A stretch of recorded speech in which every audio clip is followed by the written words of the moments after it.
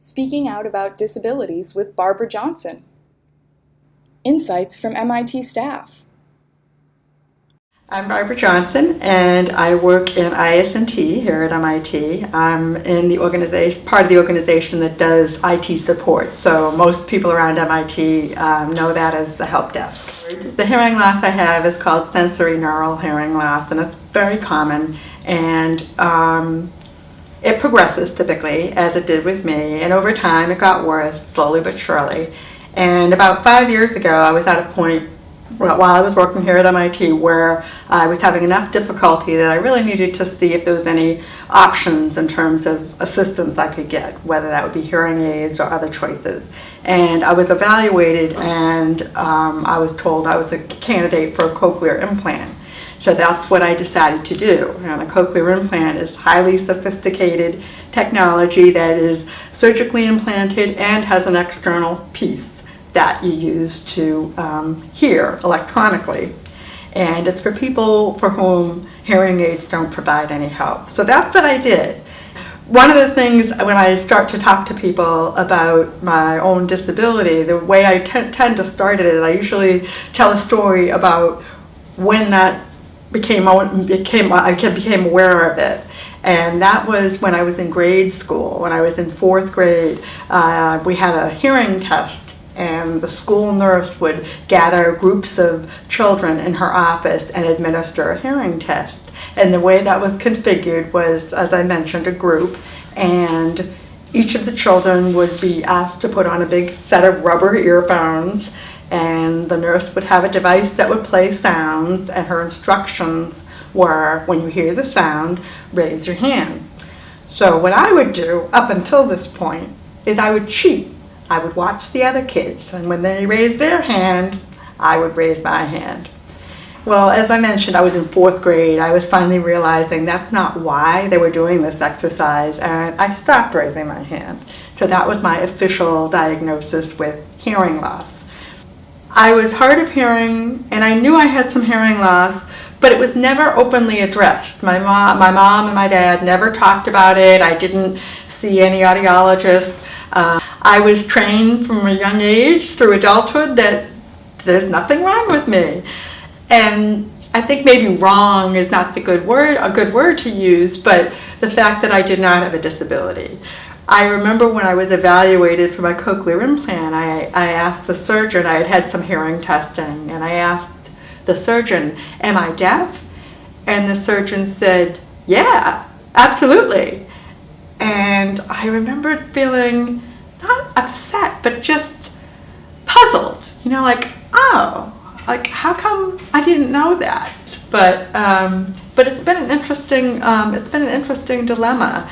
And it's interesting also in terms of, telling me I don't have a disability in some ways is good because I'm not putting any preconceived limitations on myself.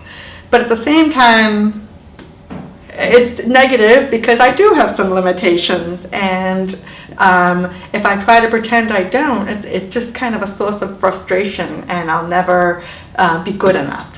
But I am good enough, right? So that's been an interesting challenge. So right now I work in a big open environment, and it's noisy and it can be hard to hear people. So what I tend to do is I tend to move to the side and get a little bit away from the conversations that are going on so that when I'm working one-on-one with a person, I can more easily hear them. The challenge that comes with that is people can perceive that as being, oh, someone doesn't want to, be part of the group. And it's not that. It's that I need to do that in order to be able to hear the person I'm working with more easily. So it's a really interesting aspect in terms of perceptions are often not accurate. And what happens a lot with people with hearing loss like myself is, although I do wear equipment and I have short hair so you can see the equipment often, you don't always notice it, and there's not any apparent indicator that I have a disability. So oftentimes my behavior is misattributed due to the fact that people just don't know. So that's one of the challenges that people misunderstand. Another interesting misperception is when my coworkers are having conversations and I'm nearby, unless I'm actually in the conversation circle and participating actively, I'm not hearing what's going on. And I think for people who don't have hearing loss, they assume I'm overhearing. And so that's an interesting dilemma, because then when they see me not responding or reacting, again, it's a misperception that I'm either not interested or that I'm, just not part of it, don't want to be part of the conversation, and that's not it. Or what happens at work is they'll be bringing somebody over to work with me in my area, and there'll be a conversation happening as that person is coming over to me. And the assumption for anybody who's normal hearing is that I've been hearing some of this, and so I can pick up where that finishes. And unfortunately, that's not the case. I have to start over. So it can be awkward. And the best solution I've found is to just let people know that that I'm hard of hearing, and this is what I'm doing, and this is why I'm doing it. A lot of the issues that I deal with hearing loss and misperception and understanding or not understanding also happens when people don't speak the same language that you do. So we have many international students and faculty and staff here, and for someone whose first language isn't English, when they're learning, they're faced with a lot of similar kinds of challenges where they won't understand everything that's said, or they will not respond in a way that someone is expecting, again, because perhaps they didn't understand. So I like to remind people that some of the communication issues aren't just about hearing loss, so it's about communication in general, and to try to encourage others to think twice when you're making a judgment about somebody, what they can do, what they are doing, that kind of thing. Oftentimes when you hear advice about how to communicate or work with somebody who's deaf or hard of hearing, you'll hear somebody say, oh, to get their attention, tap them on the shoulder. And I don't know who came up with this recommendation, but it's really not a good one in my own personal experience. Because what happens is, if I'm working at my computer or working with somebody, I'm focused on the task I'm working on, and someone comes up behind me and taps me on the shoulder, it scares the daylights out of me. I jump, my adrenaline starts to rush. It's not pleasant. So I've tried to encourage people to get my attention visually, whether it's, if I'm in a room, turn off the lights and turn them on, or just get into my peripheral vision and catch my attention that way.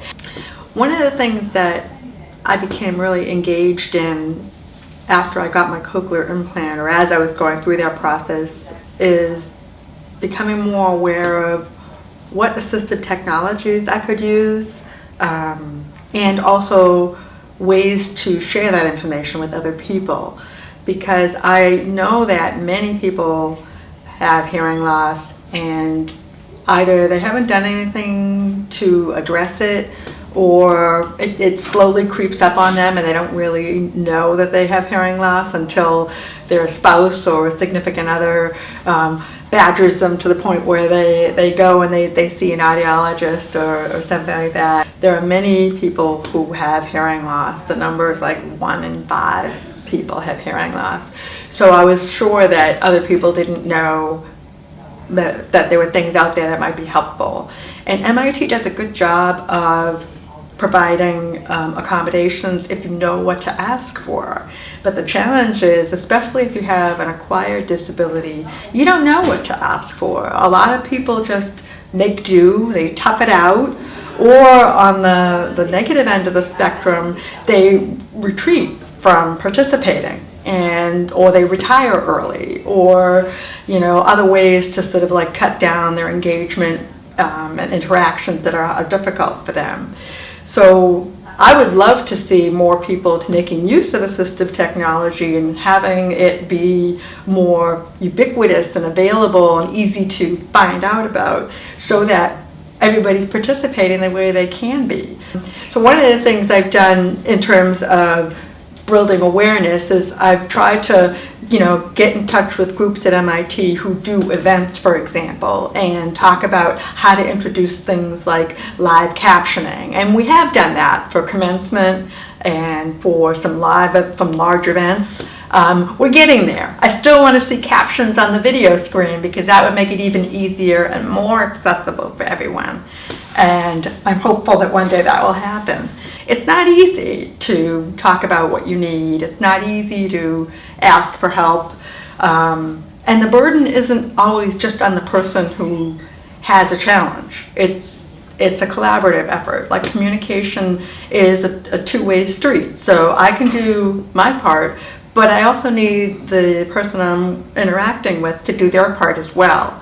And unless I'm aware of what I need and I'm willing to make that known, they can't do their part. So it's I don't know, it's an important thing to be able to try to start talking about some of this stuff, even if it's with, a close friend at work or in a small way, because eventually these things start building upon each other and it won't become so out of the norm to say, what's going on with you and what's different about you, because that's actually a cool thing as well, because it gives a little insight into who you are and things that you've dealt with.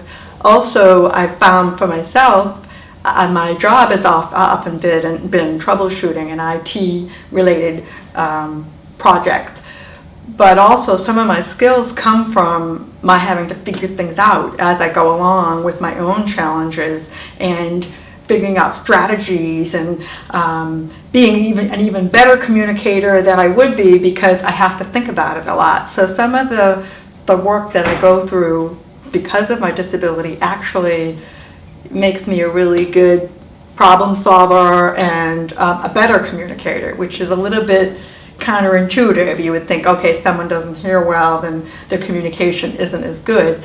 But I often find that they're the best communicators because they're really thinking about it and they're really being deliberate.